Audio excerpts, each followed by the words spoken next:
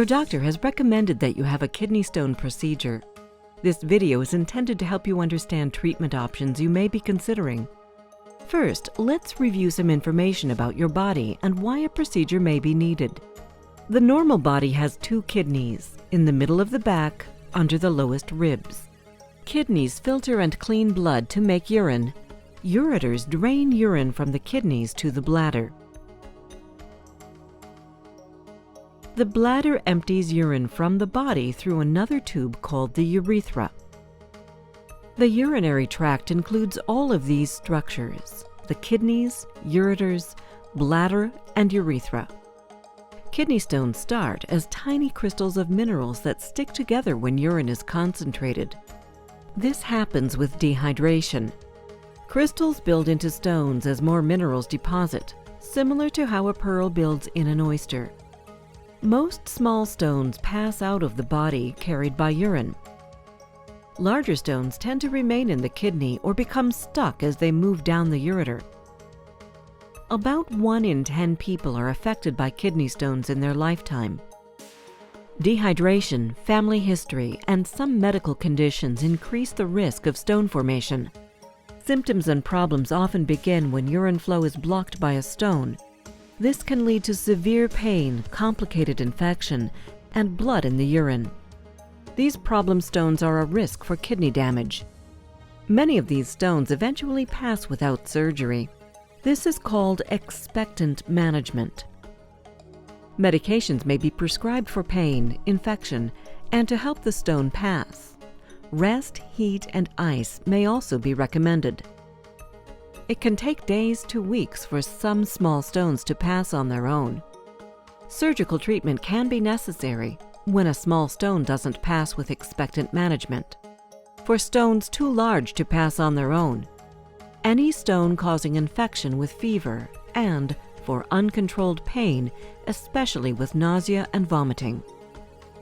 Stones larger than ½ centimeter are more likely to need intervention. Some stones need more than 1 surgery, especially stones larger than 2 centimeters.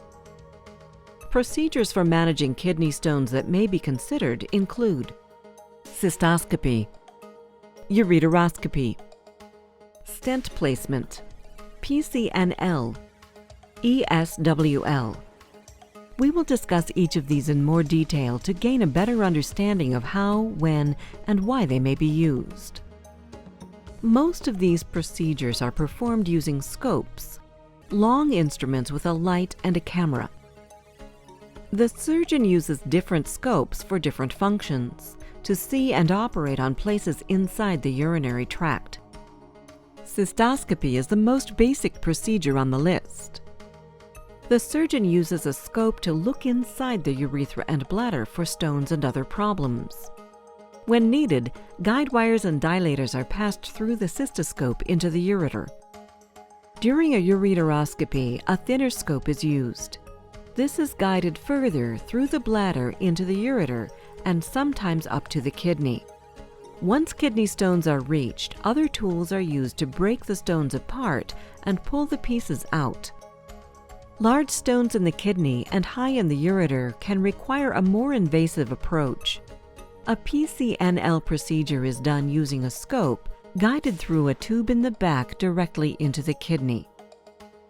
A guide wire is inserted before surgery using X-ray guidance to map where the tube should be placed during surgery.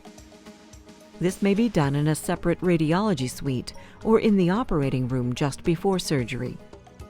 In the operating room, dilators are placed over the guide wire to create a passage to the kidney. A tube is placed to hold this open. The surgeon guides a scope through the tube to see the stone. Other tools are used to break the stone apart and remove the pieces. ESWL is known as lithotripsy. This non-invasive procedure is often useful for stones in the kidney. An X-ray device is used to pinpoint the kidney stone location, and a water-filled lithotripsy device is positioned against the skin over the kidney and aimed at the stone. Pulses of shock waves are directed at stones to break them into tiny pieces so they can pass out of the body. These pulses create a tapping noise and sensation on your back as hundreds of bursts are used at a time. Patients can have bruising and soreness in their back from the shock waves. Placement of a temporary stent is often a necessary step before, during, or after the procedures we have discussed so far. This thin, straw-like tube is passed through a cystoscope into the ureter, then guided up to the kidney. The curl at each end holds the stent in place. Stents keep the kidney draining.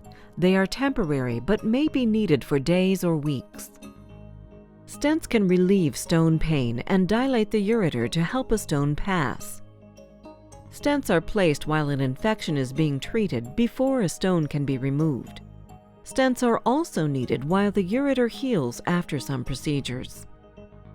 The most appropriate procedures for you depend on the size and location of the stone or stones, the severity of the blockage, and your other medical conditions. Before your surgery, understand which procedures are planned or may become necessary to treat your kidney stone. To start a PCNL procedure, you are positioned on your side or belly. The kidney stone is viewed with an X-ray machine. A guide wire is inserted into the kidney to the stone.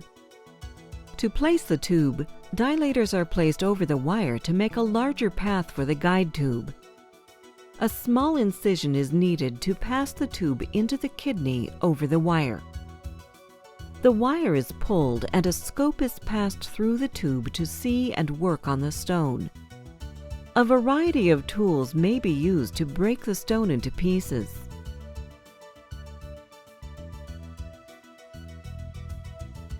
Graspers are used to pull the pieces out through the tube.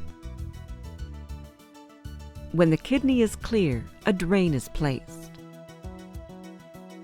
The guide tube is removed. The site is checked for bleeding. The skin is closed and a dressing placed. If another view of your bladder, ureteroscopy, or stent placement is needed, you may be repositioned while under anesthesia. A Foley catheter may be placed to drain urine. Now let's learn what to expect after surgery. After surgery, speak up and tell your care team if you have more than expected pain or problems. They will be watching for early, rare complications. Patients often go home the same day as their procedure unless they have a PCNL surgery. A hospital stay is usual for monitoring the temporary drains and assisting with patient care and pain control. After kidney stone surgery, you may experience back pain near the kidney, called flank pain, bladder irritation, blood in the urine, and constipation from anesthesia and pain medications. Many patients have a temporary drain and/or stent in place after their procedure. These can cause some discomfort, bladder spasms, and small clumps of blood in the urine. Home care instructions for drains and stents include suggestions to manage these symptoms and plans for their removal. With kidney stone procedures, narcotic opioid pain medication is most effective the first 1 to 2 days.